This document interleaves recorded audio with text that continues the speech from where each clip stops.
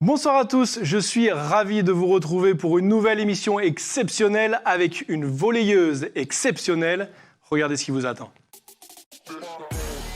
Sabine Aiwegene est la seule Calédonienne à évoluer en Ligue A, la plus haute ligue française, et elle vient d'être appelée en équipe de France pour participer à la Golden League, une compétition entre les meilleures nations européennes qui se déroulera du 25 mai au 15 juin prochain en France. Hélière, elle a fait une excellente saison avec son ancien club d'Évreux, ce qui lui a ouvert les portes de l'équipe de France à 27 ans. La saison prochaine, elle relèvera un nouveau défi dans un nouveau club, toujours dans l'élite. Nous lui demanderons de quel club il s'agit et nous évoquerons bien sûr avec elle sa sélection en équipe de France. Stéphanie Yele-Page descend de catégorie pour affronter une top 20 du circuit MMA aux États-Unis. Une descente de poids à moins de 52 kg qui ne lui a pas réussi. On en parle dans les cagous d'ailleurs. Enfin, Antoine Comboiré, nommé pour être entraîneur de l'année lors des trophées UNFP de l'Union nationale des footballeurs professionnels en France. Ces trophées récompensent les acteurs du football professionnel français pour la saison 2021-2022. Le Cagou a-t-il remporté le trophée ? On vous dit tout dans Cagou d'ailleurs. Et on connaît tous le volley qui a sacré l'équipe de France masculine aux Jeux Olympiques de Tokyo. Mais ce soir, Stéphanie va nous faire découvrir l'une des variantes de ce sport, l'équa-volley, un sport qui rencontre un fort succès en Amérique du Sud, en Amérique du Nord et en Espagne. Mais qu'est-ce qui le différencie du volley traditionnel ? Stéphanie Marlier nous dira tout et elle testera ensuite nos connaissances sur cette discipline. Connaissez-vous vraiment l'histoire du volleyball ? Restez avec nous, on va découvrir tout ça. Bonjour Sabine. Je te dis bonjour parce que toi, il est 9h du matin pour toi.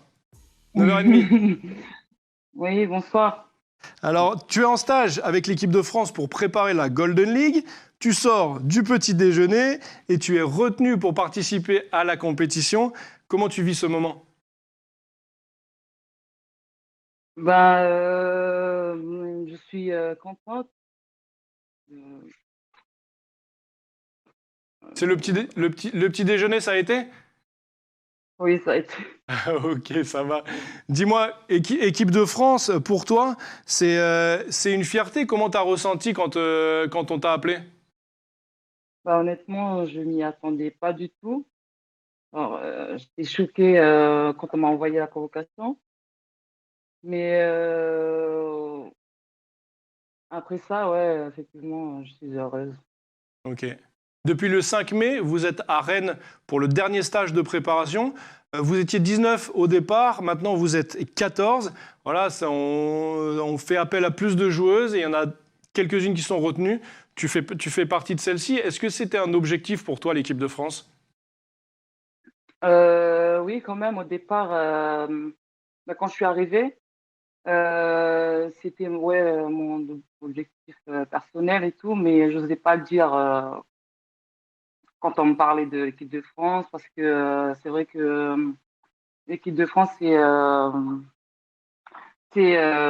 genre, il y a des bonnes joueuses dedans. Donc pour moi, je pourrais pas y être. Et là maintenant j'y suis et je suis très contente. Ok. Et tu vas tout faire pour y rester. C'était Voilà. du coup, c'était dans un coin de ta tête et tu voyais tes bonnes performances et tu l'attendais depuis un moment ? Oui. Oui, c'est ça. C'est ça. Ok. Le dernier Cagou à avoir échoué aux portes de l'équipe de France, c'est John Went. Toi, tu es retenu. Pour toi, qu'est-ce qui a retenu l'attention de tes coachs ? Quelles sont tes qualités que tu vas apporter à cette équipe ? Moi, personnellement, j'aime pas trop parler de moi. Genre, c'est juste que... Qu'est-ce qui manquait du coup à cette équipe de France ? Qu'est-ce qui manquait voilà, pour que tu sois appelé?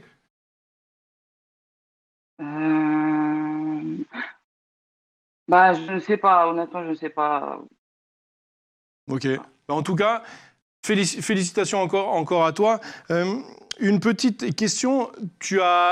Voilà, physiquement, techniquement, on sait qu'au pays, il y a du niveau. Mais c'est le mental qui pêche de temps en temps. Est-ce que toi, tu as travaillé spécifiquement sur ce point? Ouais, beaucoup, car déjà, en étant loin de ma famille, c'est compliqué. Ensuite, avec le changement de climat, ça aide pas. Et c'est vrai que ouais, il faut beaucoup de. Enfin, mentalement, il faut tenir, quoi. Ok. Mentalement, et il y a beaucoup de travail également physique et technique? Oui, c'est ça. C'est une rigueur? Ouais. Pour arriver à ce niveau, c'est une rigueur. J'aimerais qu'on regarde un point. Sabine, c'est le point du match contre le Portugal lors de la première rencontre contre eux. Voilà, tu peux me le commenter. On va le regarder ensemble. Tu es à la numéro 98 sur le terrain. Tu es en bleu. Regarde, on voit ce point au ralenti. Tu es à la réception du service. Ouais. Et tu smatches aux 3 mètres pour le point de la victoire. Ouais. Comment tu gères cette pression? Parce que c'est un point de match, c'est quand même important. Ouais. Ben, déjà, quand je suis entrée sur le terrain, j'étais stressée. Au début, j'étais un peu stressée et tout. Après, au fur et à mesure du match, les filles m'ont mis à l'aise. Et du coup, je me suis lâchée. Ok, t'as bien fait, t'as bien fait. Premier match du coup de cette Coupe d'Europe, de cette Golden League, c'est le 25 mai contre l'Espagne à Dunkerque. Maintenant que vous avez fait 2 matchs avec l'équipe de France, amicales, comment tu ressens cette équipe? Bah, ouais, on est sur une bonne lancée là. On est bien et je sens que l'équipe, on est soudés là. Collectivement, on est bien. Donc, ça fera notre force pour les matchs à venir. Ok. Justement, tu parles de collectif, vous avez trouvé vos repères collectifs? Parce que c'est ça qui est important. Ah ouais, ben, justement, les matchs amicaux là, contre le Portugal, c'est fait pour qu'on pour qu'on euh, pour qu'on travaille notre relation avec les passeuses. Ok, relation avec les passeuses. Pourtant, t'as mis un beau match lors du premier match. On retient ça. Donc, on est sur la bonne voie, en tout cas, on est sur la bonne voie. On sait une petite question générale sur l'équipe de France féminine. On sait que les garçons, ils sont champions olympiques en titre à Tokyo. Les féminines n'étaient même pas qualifiées pour ces Jeux olympiques. Qu'est-ce qui manque depuis des années à cette équipe de France, toi qui dois suivre depuis un moment déjà cette équipe de France? Qu'est-ce qui lui manque pour aller plus loin, pour accrocher des titres? Je ne sais pas du tout. Comme là, c'est la première fois que j'intègre le groupe. Du coup, je ne sais pas. Toi, tu les avais déjà regardés, du coup, à la télé? Tu les avais déjà vus en match? Ouais, vite fait, vite fait. Ok. Et le clou du spectacle, j'ai envie de dire, ce sera les Jeux Olympiques en 2024, ce sera en France. Est-ce que c'est l'objectif de cette équipe de France à laquelle tu appartiens maintenant? Ouais, là, on est déjà qualifié là pour les Jeux Ouais, olympiques. Ouais. comme la France est pays hôte, comme la Comme la France France. reçoit. Est-ce que toi, tu y Ouais, voilà, penses? c'est Est-ce ça. que toi, tu te donnes à fond pour cet objectif? Bah oui, bien sûr. Je travaille beaucoup pour. Travaille beaucoup, mentalement, physiquement, techniquement. Voilà, c'est ça. Ça roule. Merci beaucoup. Sabine, bouge pas, hein. C'est juste la rubrique. Sur les réseaux, on accueille Stéphanie Marlier. Jingle.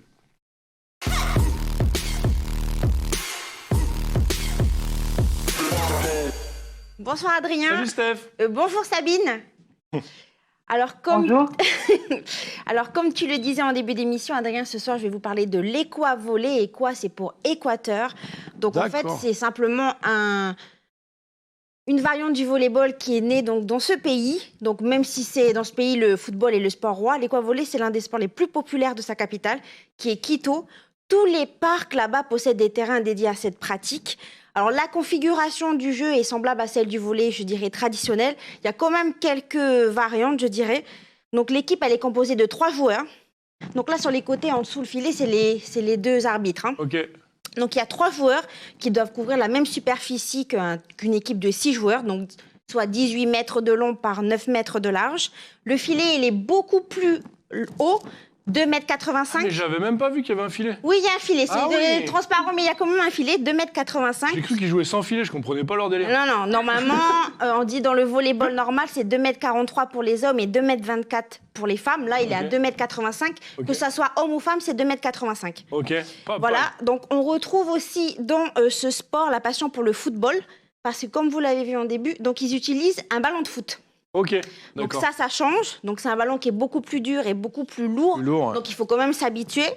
Donc ils peuvent en fait pousser le ballon, le gardant dans la main moins d'une seconde. Mais c'est interdit. On n'a pas le droit de faire des coups de pied ni des coups de tête, malheureusement. Pourtant c'est un D'accord. ballon de foot. On serait tenté de le faire, mais ils n'ont pas le droit.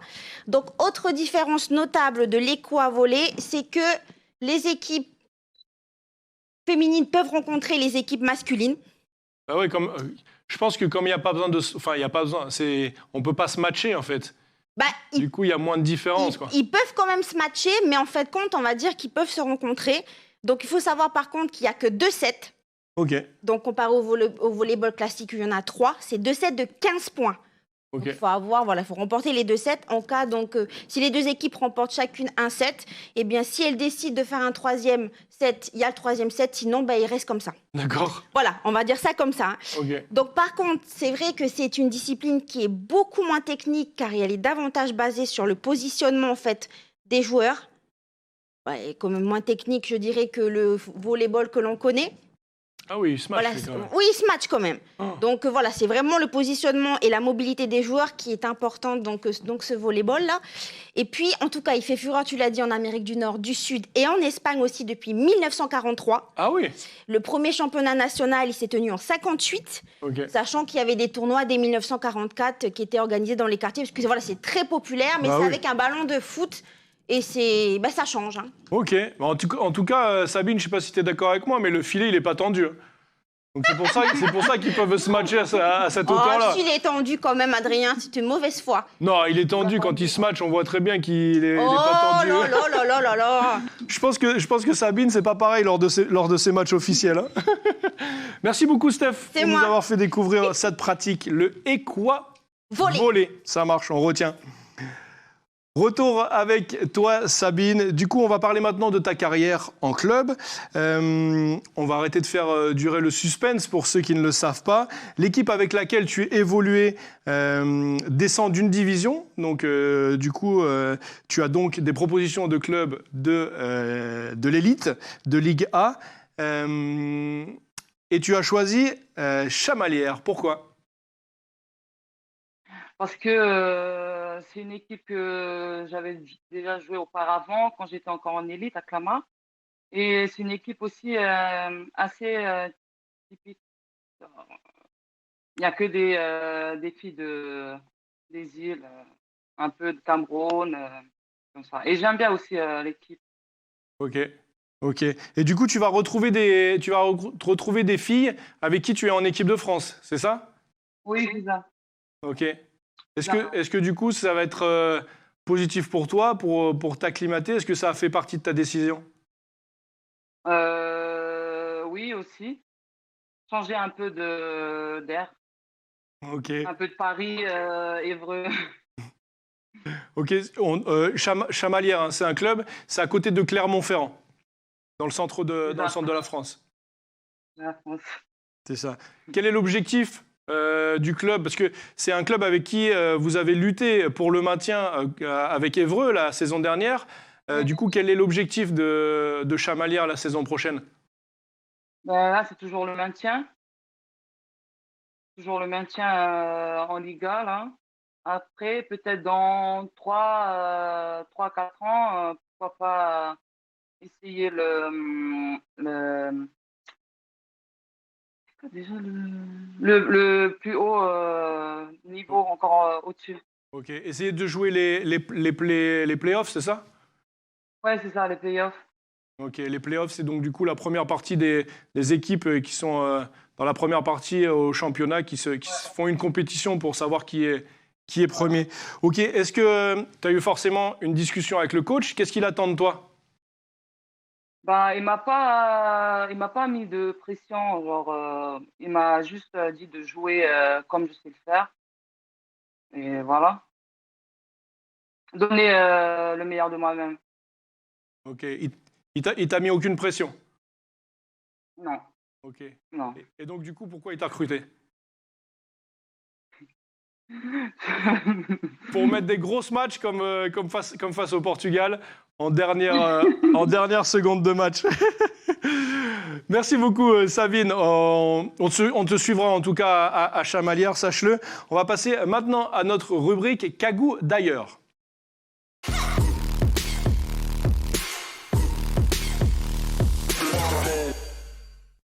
On commence avec du MMA. Stéphanie Yelle, page que nous avions reçue dans Lundi Sport, a fait un nouveau combat dans l'organisation sud-américaine Combaté Global à Miami samedi. C'était son premier combat dans cette organisation. Malheureusement, son adversaire, Caroline Gallardo, qui fait partie des 20 meilleures combattantes MMA aux États-Unis, a mis beaucoup de pression sur notre Cagou qui s'incline par KO technique au deuxième round. La Calédonienne, qui intégrait pour la première fois la catégorie moins de 52 kilos, va se préparer encore plus fort pour revenir dans cette catégorie qui n'est pas la sienne. Du coup, elle a eu du mal à perdre du poids, du coup. Et voilà, l'arrêt de l'arbitre. KO technique pour la Calédonienne. Football, maintenant, je vous en parlais la semaine dernière. Antoine Comboiré, qui a remporté avec Nantes la Coupe de France la semaine dernière, était nommé pour être élu meilleur entraîneur de l'année en Ligue 1 lors des trophées UNFP. Les lauréats sont désignés par des personnalités du football français, des joueurs, des entraîneurs, des présidents de clubs. Et ils votent pour savoir qui sera l'entraîneur de l'année. Malheureusement, vous allez le voir sur ces images, le Cagou s'est fait devancer par Bruno Genesio, le coach de Rennes, qui réalise une saison extraordinaire avec son équipe.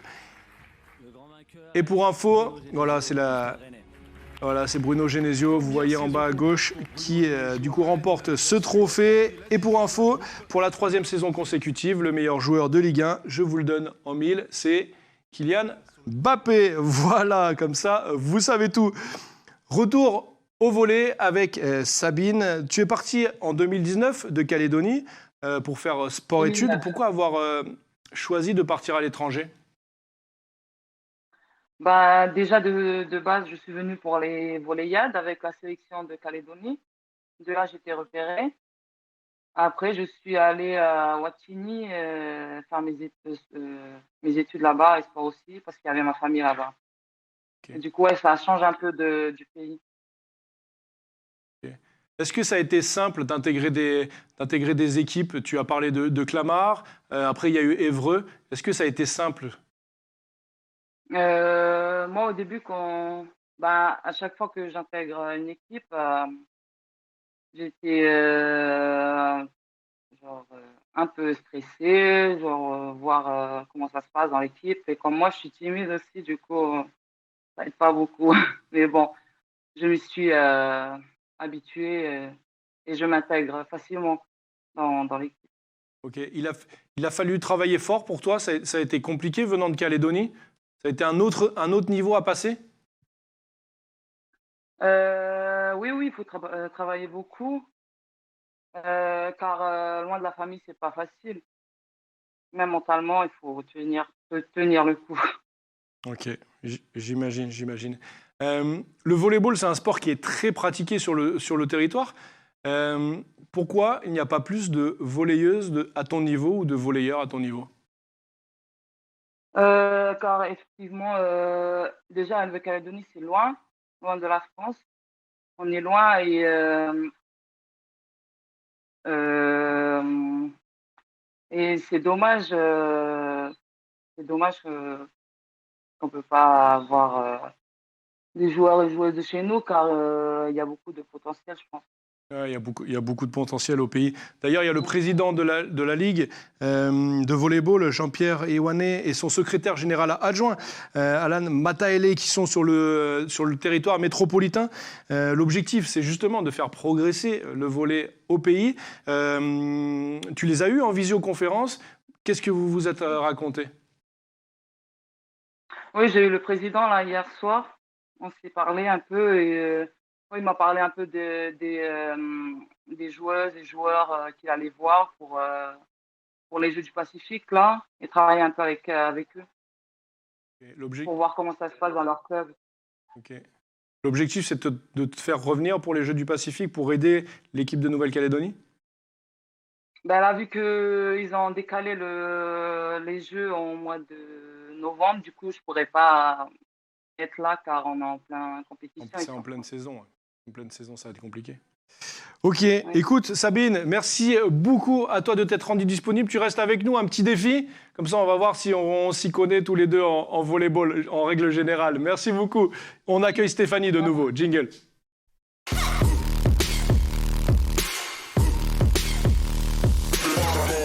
Ok, petit quiz historique pour tous les deux. Donc, on va voir si vous connaissez vraiment un peu l'histoire de ce sport. C'est parti, première question. Dans quel pays le volleyball a-t-il été inventé? Il n'y a pas de proposition, donc là, vous me dites direct. Je n'ai aucune idée. Sabine, d'après toi. Chine. Où ça? Japon. Non. Vas-y, Chine, Japon. Pas du tout. C'est aux États-Unis. En février. février 1895 par William G. Morgan, qui était professeur de sport, donc dans le Massachusetts. J'aurais dû me faire confiance. On continue. À l'origine, quel était le nom donné au volleyball? Parce que c'était pas volleyball, hein. Bah, si c'était en Allemagne, aux États-Unis. Non, c'est. Et ça veut dire que t'es très loin. Enfin, bref. Bon. Je sais pas du tout. Alors, bon, je vous donne Mintonette. Mint, voilà. Mintonette. Voilà, mint en anglais, ça veut dire frapper. Et puis, ils ont ajouté donc le suffixe en français, et. Donc, voilà. Et en 1917, c'est devenu le volleyball. Tout simplement. Ok, c'est marrant ça, Mintonette. C'est vrai, ça n'a rien à voir. Sabine, je suis heureux de t'annoncer que tu pratiques le Mintonette. Non, maintenant, c'est volleyball depuis 1917. On continue. À l'origine, le volleyball s'inspirait de quel autre sport? Alors, il y en a deux, on va dire. Le basket? Donc, il y a le basketball et puis il y a un petit dernier. Le basket, c'est parce qu'ils utilisaient un ballon de basket au début. Ah oui? Ok. Voilà. Et l'autre, c'est par rapport au filet. En fait, ça a donné l'idée. Le tennis? Le tennis! Oh, Adrien, mais dis donc! Oh C'est rare que tu marques des points. Grave. Alors, on continue. On a du temps encore? Dernière. Alors, en quelle année est créée la FIVB? Alors, FIVB, c'est la Fédération internationale de volleyball. Waouh. Vous avez les choix entre 1950, je vous dis, 1950, 1947 ou 1960. 1947. 47, Sabine aussi. Bonne réponse. 47, c'est bien. Sachant qu'en France, c'était quand même la Fédération française de volleyball en France, c'était 11 ans plus tôt, c'était en 1936. D'accord, ok. Merci beaucoup Stéphanie. C'est moi. Merci beaucoup pour ce petit quiz. On a appris que Sabine jouait de la Mintonette. Et ça fait plaisir. En tout cas, Sabine, on te libère. Merci 1000 fois d'avoir été avec nous dans ce lundi sport. Tu as tout de suite briefing avec l'équipe de France pour le 3e match contre le Portugal, c'est ça? Oui. Ça marche. Tu vas dire quoi au briefing? Ne vous inquiétez pas, je vais mettre un smash à la dernière seconde. Merci beaucoup à toi. On prendra de tes nouvelles en équipe de France et également dans ton club Chamalières. Tata, bonne réunion. Ciao, ciao. Et nous, on se dit à lundi prochain pour une nouvelle émission. Tata la bande.